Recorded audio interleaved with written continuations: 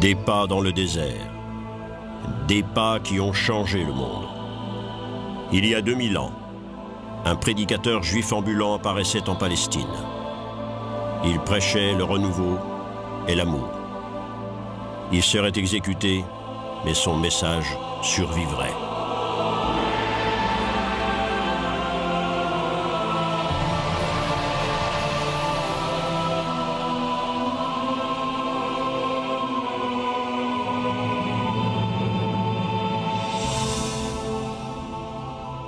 L'histoire du christianisme, un cortège infini d'humanité.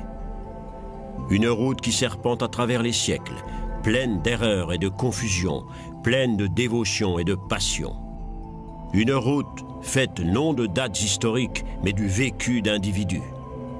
Une histoire de souffrance, mais aussi une histoire de joie. En 2 millénaires, des approches totalement différentes de la foi allaient apparaître. Le contexte de chaque époque apportant sa marque personnelle. Au cours des XVIe et XVIIe siècles, la découverte du Nouveau Monde entraînait la découverte d'anciennes civilisations en Amérique latine. Avec elle, des cultures et des croyances très différentes surgissaient loin de l'Europe.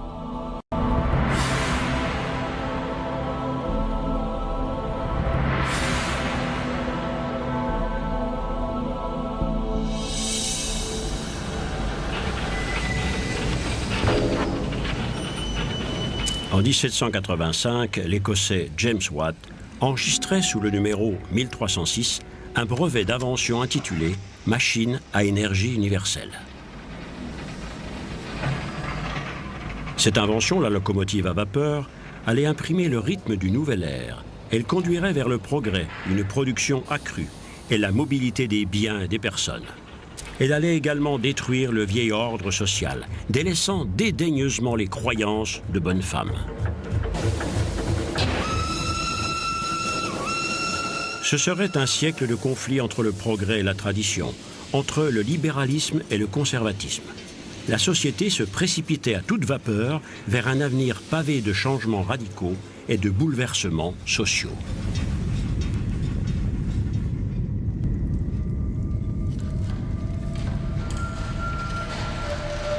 Ce siècle verrait la naissance d'une nouvelle classe, celle des ouvriers d'usine. De plus en plus d'individus se déplaçaient des campagnes vers les centres industriels pour chercher du travail, n'y trouvant souvent que la pauvreté et le chagrin. L'Église se sentait menacée par ces bouleversements sociaux et se rapprochait de plus en plus des intérêts des classes dirigeantes. Était-ce la réponse à apporter aux problèmes sociaux? La croix n'était-elle pas pour l'ouvrier plus un fardeau qu'un réconfort?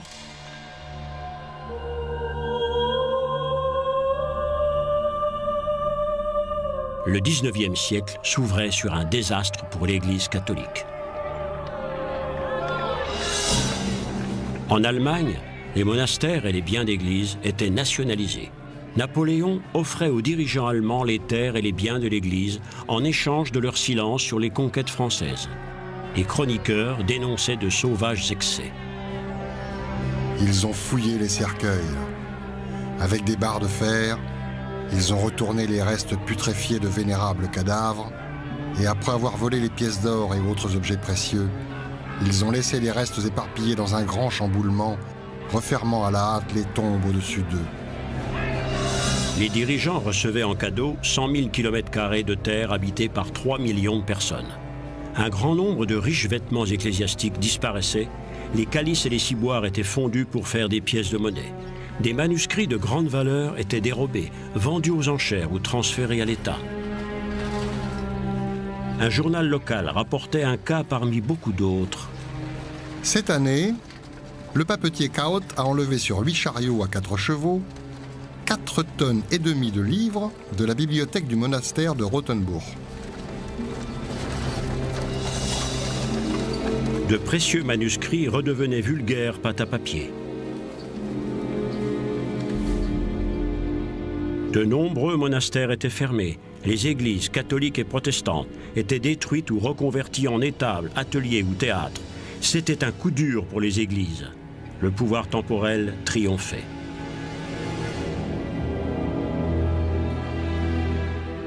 Le 2 décembre 1804, le pape humilié regardait impuissant Napoléon se coiffer lui-même de la couronne de laurier en or massif. Pour cela, il n'avait désormais plus besoin de l'Église. Napoléon ordonnait, le pape devait écouter. Pie VII allait même devoir supporter l'affront de se voir retenu prisonnier par Napoléon. Ce n'est que beaucoup plus tard, quand Napoléon allait perdre de son pouvoir, que le pape pourrait rentrer à Rome. Aujourd'hui, la Cité du Vatican est la plus petite nation du monde. À Vienne, après la défaite de Napoléon, M. de Talleyrand faisait courtoisement danser l'aristocratie européenne venue au Congrès traiter de la réorganisation de l'Europe et de la réconciliation avec l'Église. La noblesse avait besoin de l'Église pour légitimer son pouvoir de par la grâce de Dieu. Dans la lutte contre Napoléon, les peuples d'Europe avaient pris conscience de leur nationalisme, encouragés en cela par leurs églises respectives. Alors que le boom technologique révolutionnait la société, les gens exigeaient maintenant de participer au gouvernement en paiement de l'alliance, du sceptre et de la croix.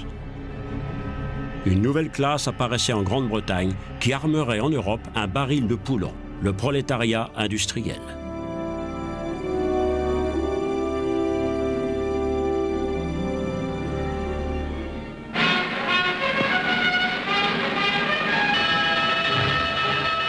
En 1830, la première ligne de chemin de fer était inaugurée en Angleterre. Elle reliait le centre textile de Manchester avec le port de Liverpool. Même si beaucoup croyaient dans un premier temps que des vitesses de plus de 30 km/h pouvaient être dangereuses pour la santé, les spéculateurs investissaient rapidement leur argent dans ces nouveaux moyens de transport. Symbole de progrès pour certains, le chemin de fer était pour d'autres une machine infernale, incarnation de l'Antéchrist.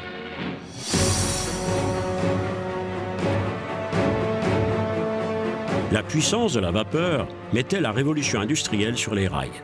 Elle apportait une plus grande mobilité et permettait la mécanisation efficace du processus de production. Dans un premier temps, nombreux étaient ceux qui croyaient à l'utilité de passer d'une société agraire à une société industrielle. La pauvreté massive régnant en Europe régressait et le revenu par habitant montait légèrement.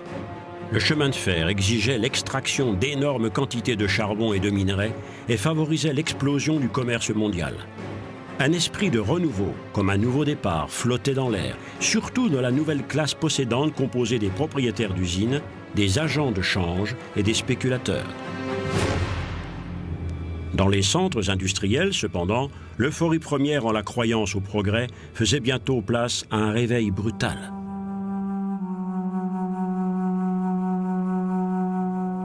La suppression des droits de douane et la rapidité des échanges entraînaient une compétition accrue et la pression sur les prix. Le travail en usine déracinait des populations entières.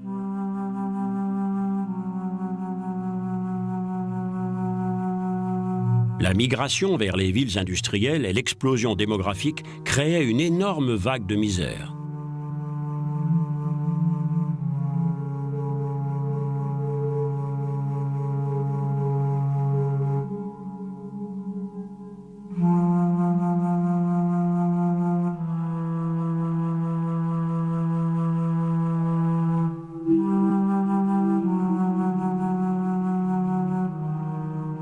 Les rois de ces empires, les industriels, étaient plus que de simples employeurs.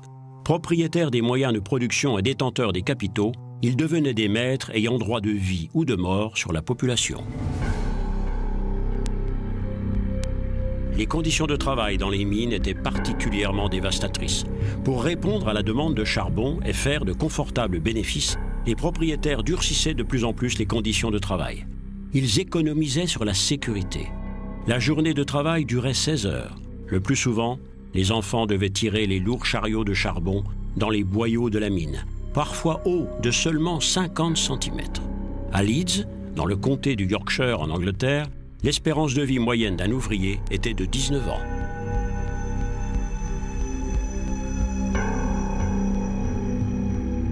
Les cimetières fleurissaient dans les centres industriels, rassemblement de milliers de destins malheureux et misérables.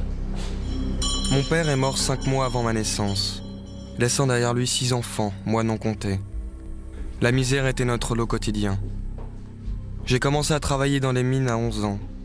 Si j'étais de l'équipe de nuit, j'allais à l'atelier le matin. Quand les travailleurs de fond, vieillis avant l'âge, arrivaient à 4 heures, ils prenaient d'abord un livre de cantiques dans leur placard. Puis ils chantaient et le chef de puits disait une prière.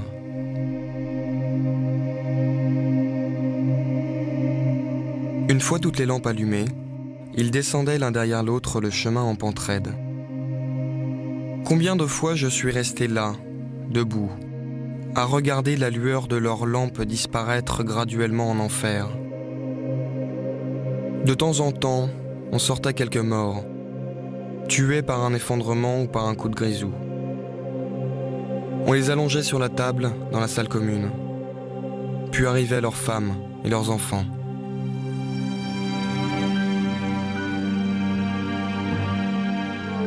Les taudis proliféraient comme des plaies cancéreuses dans les grandes villes. L'industrie envahissait la campagne environnante. Les gens sans travail, sans toit, et des mendiants laissaient dans les rues l'empreinte de leur image pathétique. Les gens n'ayant aucune sécurité étaient désespérés. Que diable pouvait bien leur offrir l'Église ?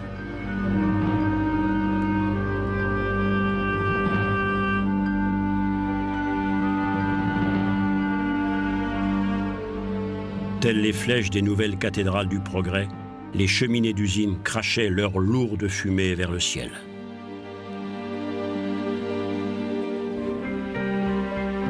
En quête d'un nouveau paradis, des centaines de milliers de personnes émigraient. Sur le socle de la Statue de la Liberté, le poème d'Emma Lazarus proclamerait plus tard « Donnez-moi vos faibles, vos pauvres, vos masses épuisées qui languissent de respirer librement. Les déchets misérables de vos grouillants rivages. J'accroche ma lampe au chambranle de la porte d'or. » La traversée de l'immensité de l'Atlantique pour rejoindre l'Amérique était synonyme de liberté, d'épanouissement et de nouvelles chances. L'armée des pauvres s'entassait sur des bateaux dans l'espoir d'échapper à la misère et à la famine. En Europe, quelques intellectuels prenaient conscience de l'urgence du problème. À Berlin, Bettina von Arnim écrivait dans une des premières études sociales de l'histoire « Une corde tendue en croix partage la pièce entre des familles qui vivent chacune dans leur coin. Sous l'intersection de la corde, il y a un lit pour un plus pauvre encore, dont il s'occupe à tour de rôle. Les gens semblent indifférents au fait que les plus pauvres d'entre les pauvres vivent entassés, de plus en plus isolés de la population, tout en se transformant en un formidable contrepoids. »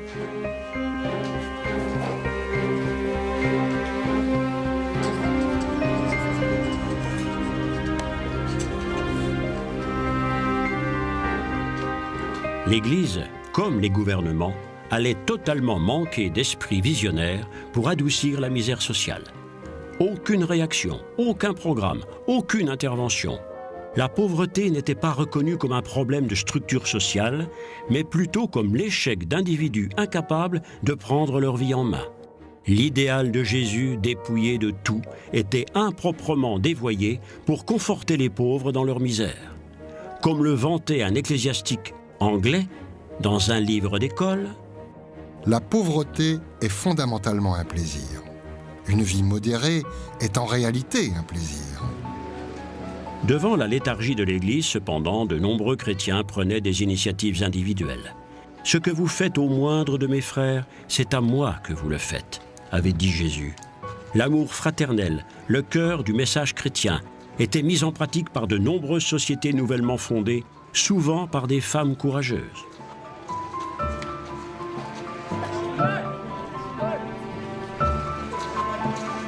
À Cologne, Adolf Kolping fondait la Société des travailleurs journaliers. Non loin de là, à Kaiserswerth, l'Institut éducatif des infirmières protestantes prenait forme sous la direction de Theodor Fliedner. En Angleterre, berceau du capitalisme, William Booth forgeait les armes de l'armée du salut. Des adolescents par milliers, certains encore des enfants, sans foyer, sans ressources, erraient dans les rues des grandes villes. En 1833, l'enseignant et théologien protestant Johann Heinrich Vichern fondait la maison Raue où il pourrait trouver refuge. Vichern professionnalisait le travail social et initiait l'impulsion d'une législation sociale. Il remplissait sa mission dans les taudis urbains et dénonçait la misère de la rue dans ses sermons. À la maison Raue, il offrait aux individus les plus nécessiteux une éducation et une famille de remplacement. Cette institution serait en fin de compte la pierre angulaire d'une organisation d'instituts religieux qui, encore aujourd'hui, continue cette mission et reste des havres de secours pour les naufragés de la société. Vichern retrouvait le principe de base de la mission intérieure, l'amour de son prochain. Toute l'Église protestante doit reconnaître que le travail de la mission intérieure est mon travail. L'amour comme la foi sont miens. Le flambeau de l'amour doit brûler dans l'Église comme une brillante torche divine qui proclame que le Christ s'est incarné parmi ses gens. Si l'expression « mission intérieure » est prise dans ce sens-là, alors l'aube d'un jour nouveau se lèvera pour notre Église.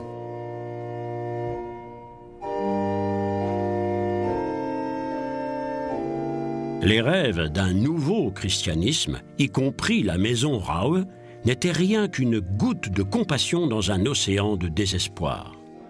L'ordre social lui-même n'était pas mis en cause. Vichern tentait de réparer, mais il ne se révoltait pas contre ces conditions d'exploitation de l'individu. Les frères indigents ne restaient que des cas sociaux, jamais impliqués dans la création de nouvelles structures.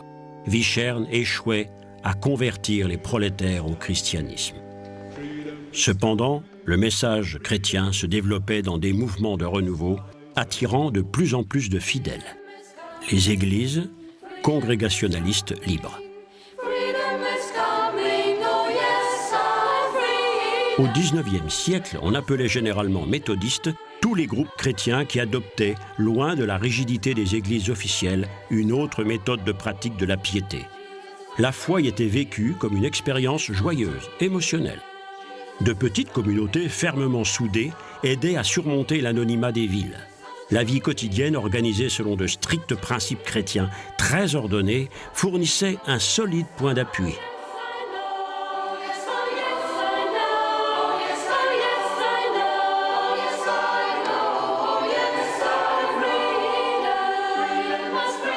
Le message de Jésus, exprimé dans des mots simples et clairs, devenait le fil rouge dans la vie de chacun.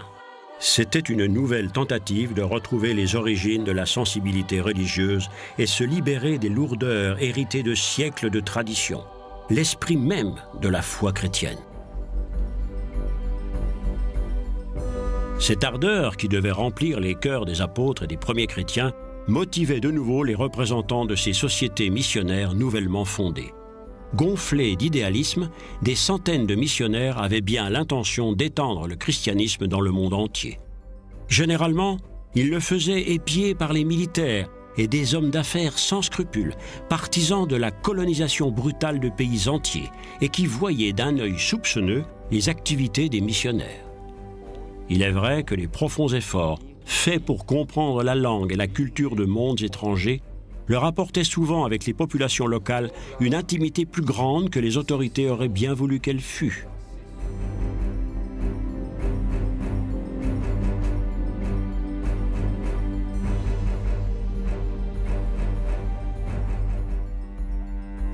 Cependant, au regard de la situation sociale dévastatrice en Europe, des voix de plus en plus critiques s'élevaient dans leurs propres rangs.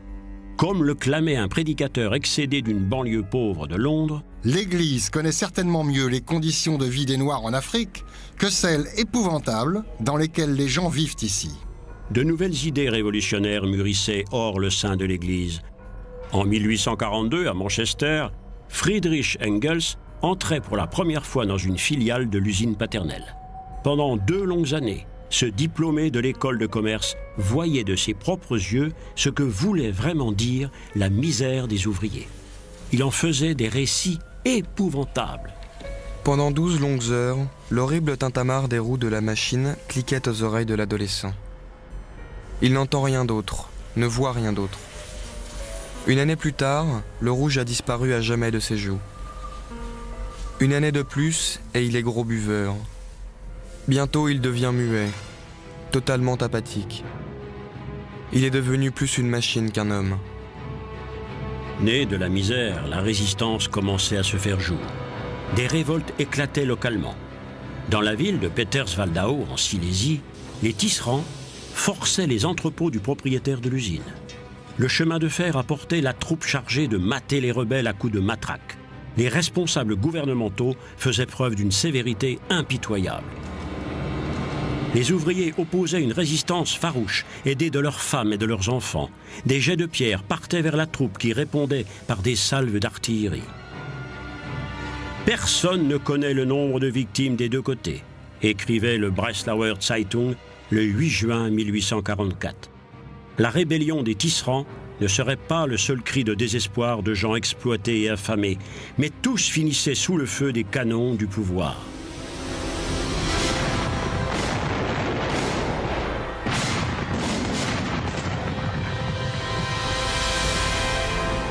L'artiste Käthe Kollwitz consacrait un cycle de son œuvre à la rébellion des tisserands silésiens. Comme ses photographies de la misère sur le vif, tout près des gens, les tisserands étaient désespérés par la mécanisation et l'ouverture des marchés en Europe. L'Église prussienne ne s'élevait pas contre la répression brutale de l'État. Elle soutenait le point de vue douteux de maintien de l'ordre public, alors que nombre de membres du clergé étaient au contact direct de cette misère au quotidien. L'idée que toute autorité étatique a la légitimité divine était encore trop profondément dans les esprits.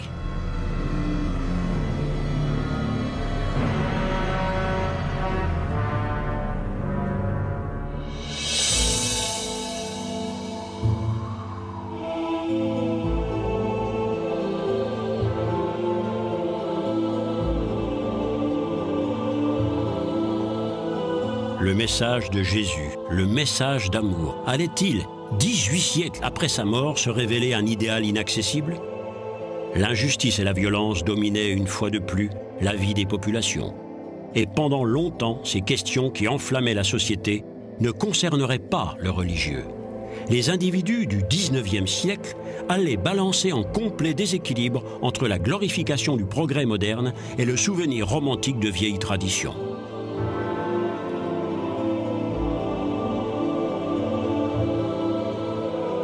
Le progrès et la réaction, une nouvelle façon de penser et les vieilles traditions de la foi se retrouvaient face à face, hostiles, irréconciliables.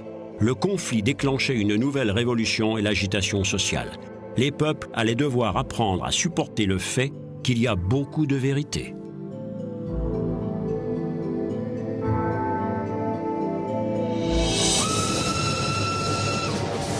L'année 1848 allait exploser comme une chaudière à vapeur en surpression. Partout en Europe, des groupes de révolutionnaires jetaient des barricades sur les routes et incendiaient des palais. 1848 marquait la naissance de la démocratie sociale.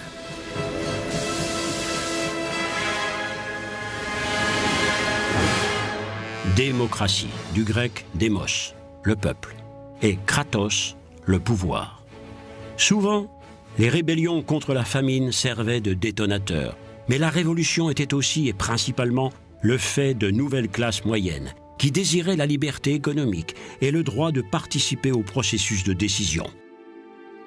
Le 27 décembre 1848, une proclamation des droits fondamentaux avait lieu en l'église Saint-Paul à Francfort.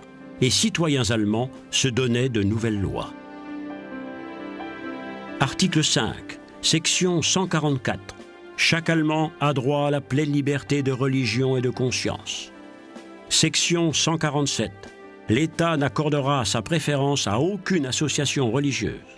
Dorénavant, il n'y aura plus d'église d'État. L'idée de tolérance religieuse, cette vieille demande des philosophes des Lumières, atteignait là son aboutissement. Cela n'avait rien à voir avec une tolérance gracieuse, mais plutôt avec le droit légal et imprescriptible de pouvoir pratiquer la religion de son choix.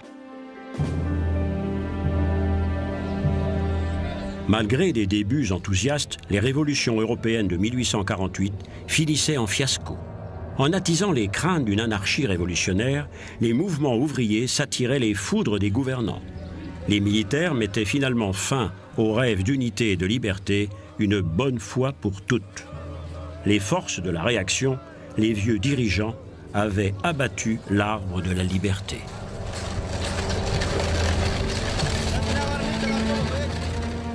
Les réformes sociales étaient passées à la trappe, d'autant plus facilement que les affaires n'avaient jamais été aussi bonnes.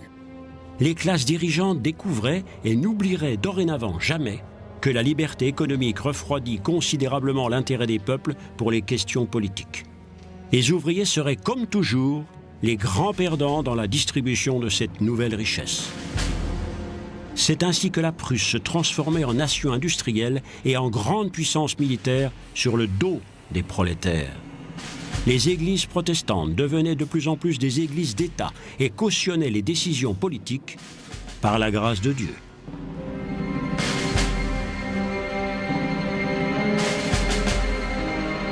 Elles soutenaient l'interdiction du Parti socialiste, les lois d'exception et tous les abus qui ont donné pour toujours au mot « prussien » une signification si négative.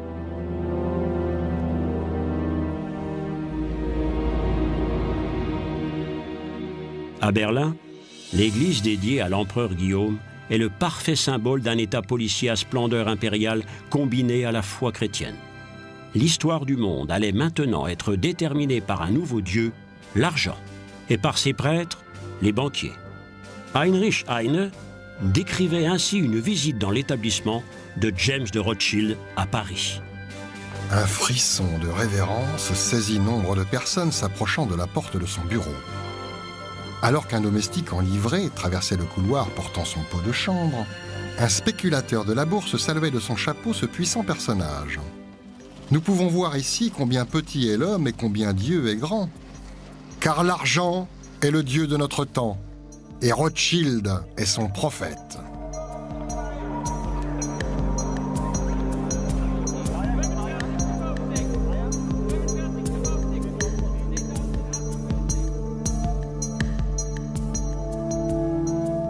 L'Église catholique n'offrait non plus aucune alternative au développement social. Au mieux, elle se réfugiait hors de la réalité dans un imaginaire ordre médiéval idéalisé.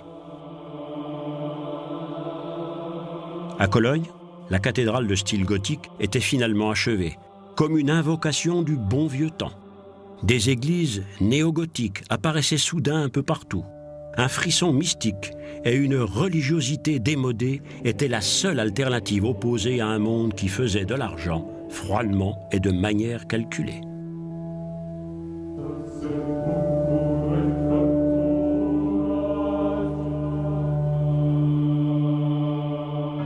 Les églises chrétiennes avaient depuis longtemps perdu un grand nombre d'adeptes devant les promesses de l'ère moderne.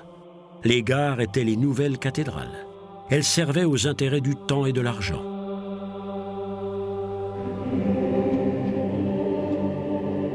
Le monopole chrétien sur l'interprétation du monde avait disparu. La mode était au départ vers un monde sans Dieu, un monde entièrement modelé par la science et la technologie. Comme le disait un chroniqueur, « Nos machines font elles-mêmes leur travail sacré, de leur souffle ardent et de leurs membres d'acier infatigables.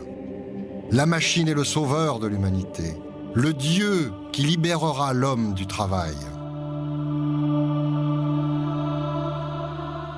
Le siècle du machinisme entraînait comme un engrenage un changement après l'autre. Les tabous disparaissaient.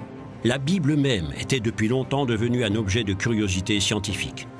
La vie de Jésus, après avoir été prouvée historiquement, était rejetée comme une histoire digne de la mythologie. Les journaux encensaient le progrès dans le monde.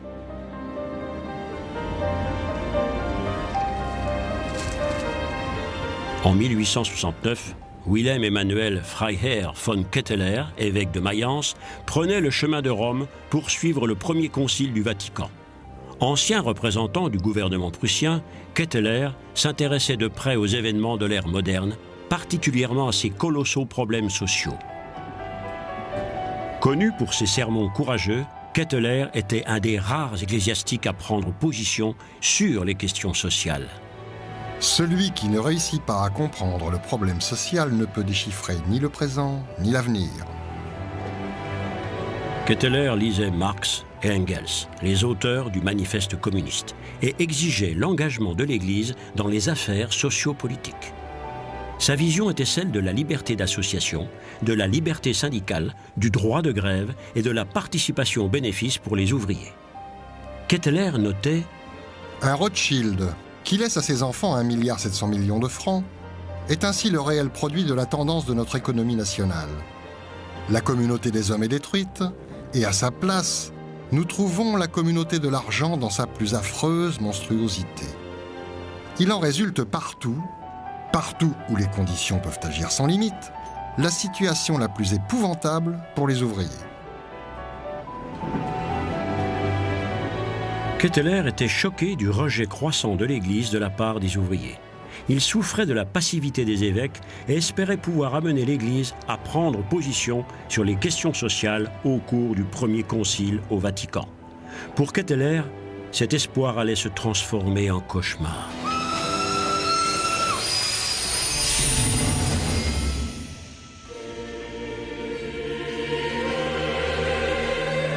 Le Vatican, à l'instar de toutes les forces réactionnaires d'Europe, s'était complètement coupé de cette question. Il s'était isolé du monde moderne et de ses problèmes.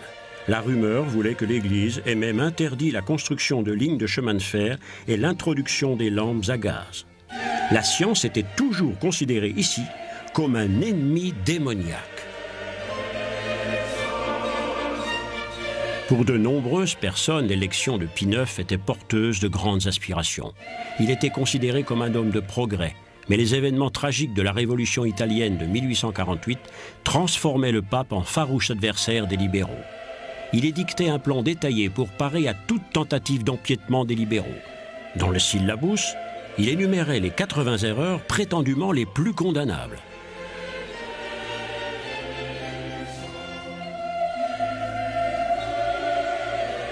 Le pape Pie IX s'opposait à la liberté de choix religieux.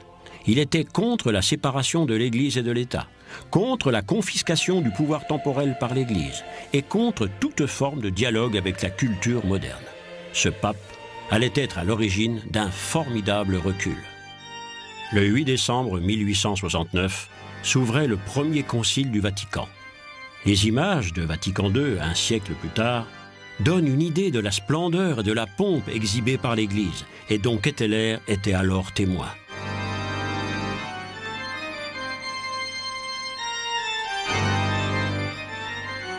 Derrière cette munificence se dissimulait une intention papale, le désir de voir le concile accorder au pape une certaine autorité. Après la cérémonie inaugurale solennelle, les 700 délégués se voyaient remettre un document, jusque-là tenu secret, et qu'ils devaient ratifier. Ce document ne consacrait pas moins que le dogme d'infaillibilité du pape dans tout ce qui concernait l'enseignement des questions morales et de la foi. Contre toute attente, Pie IX faisait face à une opposition massive.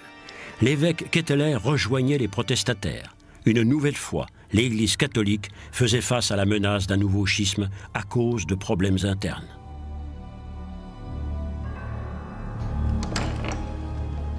Le pape utilisait tous les moyens pour mettre fin à ce mouvement d'opposition. Sa police secrète espionnait les évêques, fouillait dans leurs chambres.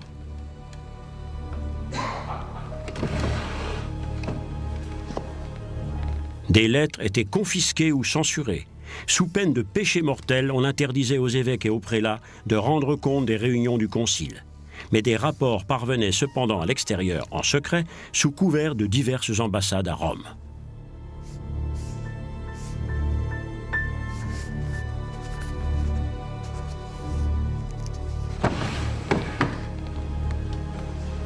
La résistance prenait forme, particulièrement à Munich. Ignaz von Döllinger, prévôt de l'église théatineur et professeur d'université, rassemblait les rapports confidentiels et écrivait des articles acérés sur ce qu'il appelait le concile des flagorneurs. Une guerre des médias faisait rage entre les partisans du pape avec le magazine jésuite Civiltà Catholica et le journal allemand Augsburger Allgemeine Zeitung.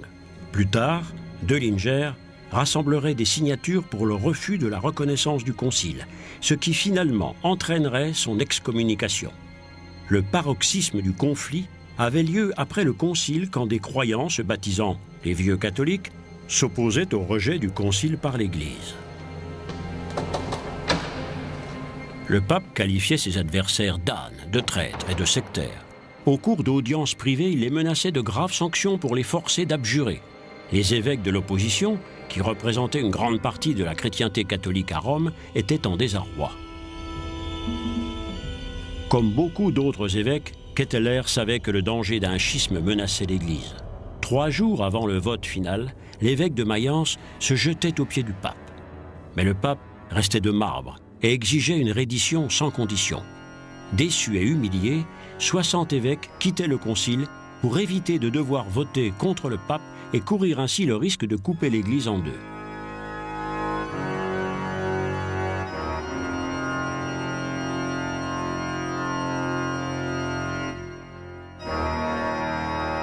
Le 18 juillet 1870, le dogme de l'infaillibilité papale était ratifié, accompagné par un solennel Te Deum et un terrible orage que beaucoup interprétaient comme une protestation du ciel.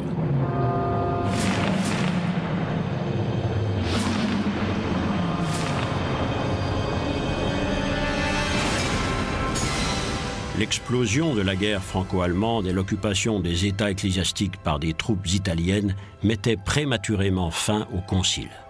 Le Vatican devenait le défenseur de la vieille tradition, une forteresse assiégée par un monde en plein bouleversement. En Allemagne, un combat sans merci commençait entre le pape et Bismarck. Bismarck voulait mettre fin à l'influence du pape et à celle du parti catholique centriste en Prusse protestante.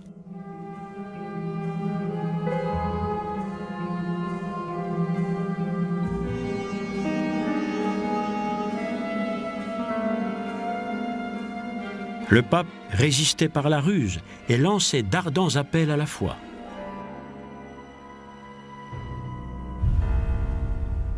Le catholicisme politique, comme le proclamait le pape à l'Église tout entière, provoquait la colère de la classe moyenne libérale.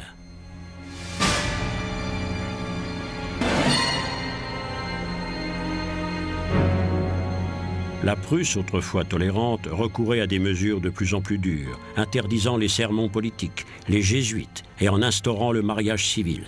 L'investiture des dignitaires devenait une question âprement disputée. Quelques ecclésiastiques étaient même arrêtés.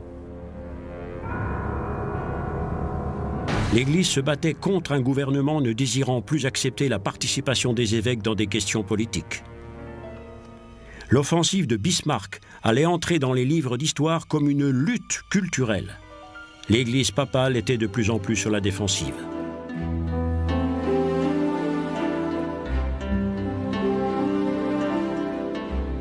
Finalement, l'enseignement échappait à la mainmise de l'Église. Jusque-là, des méthodes d'éducation autoritaire et de vieilles traditions dominaient le système éducatif. La pédagogie en faveur de l'enfant était encore à des années-lumière. Un curé de campagne écrivait « Les enfants qui doivent travailler durement pour gagner leur pain ne doivent pas être dérangés avec des choses pour lesquelles ils n'auront aucune utilisation pratique. Aussi devons-nous faire d'autant plus attention et s'assurer qu'ils connaissent bien l'histoire de la Bible. » Mais l'Église constatait qu'elle allait devoir trouver beaucoup d'explications. Les histoires de la création de la terre et de la race humaine décrites dans la Bible étaient de plus en plus bafouées par la science. La vieille image du monde était encore plus radicalement révolutionnée par Charles Darwin, qui osait prétendre que l'homme descendait du singe.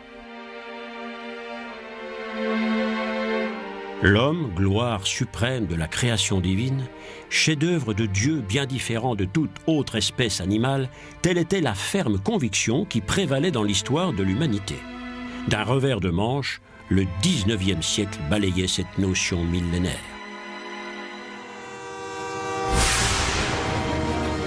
Mais les systèmes de transport modernes permettaient aussi de se rendre en pèlerinage.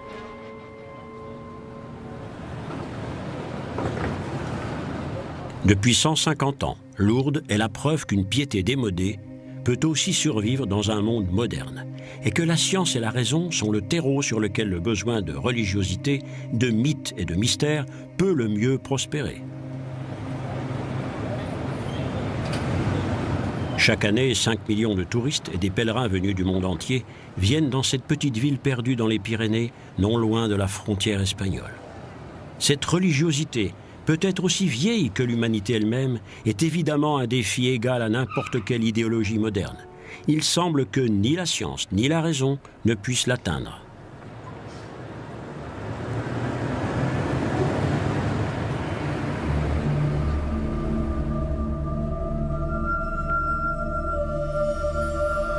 Le 11 février 1858, une jeune bergère de 14 ans nommée Bernadette Soubirous ramassait du bois mort sur les rives du Gave. Soudain, dans une grotte, elle voyait apparaître une femme vêtue de blanc qui avait le visage de Marie et qui lui disait « Je suis l'Immaculée Conception ».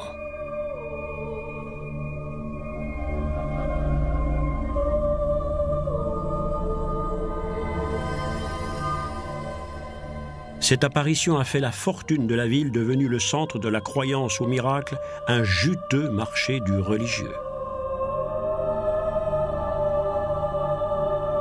Mais c'est aussi un site sacré qui cristallise tous les espoirs et tous les désirs profonds du monde.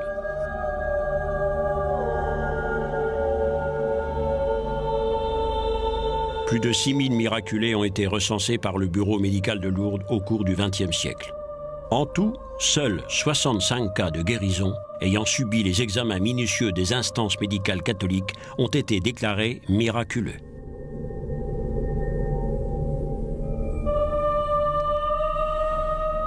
Tous les soirs, à 8h30, le long cortège des bougies forme comme un serpent de lumière pour implorer le renouvellement de ces miracles.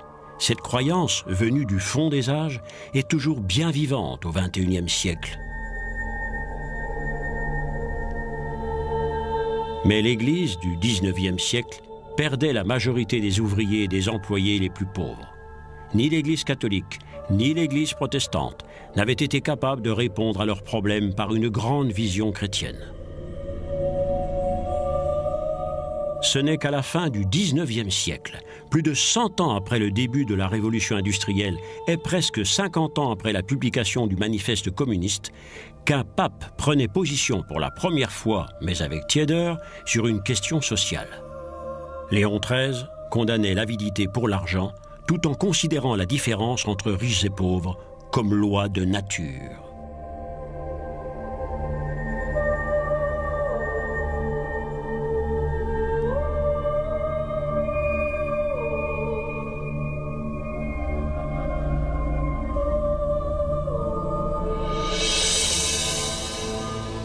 Au XIXe siècle, le christianisme avait cheminé, tiraillé entre deux opposés, entre le renouvellement d'une vieille tradition de croyance et l'abandon de toute religion et croyance. Pour de nombreuses personnes du XIXe siècle, l'histoire du christianisme apparaissait soudain comme une histoire d'épouvante, une erreur vieille de 2 millénaires, une ère sombre dans l'histoire humaine que les temps modernes avaient enfin surmontée. Mais ceux qui déclaraient que Dieu était mort érigeaient de nouveaux panthéons. Pour eux, le paradis était disponible ici et maintenant. Cette utopie aboutirait à des guerres violentes. Les chrétiens de l'ère moderne venaient de passer par une crise religieuse telle que l'histoire de l'Église n'en avait jamais connue auparavant.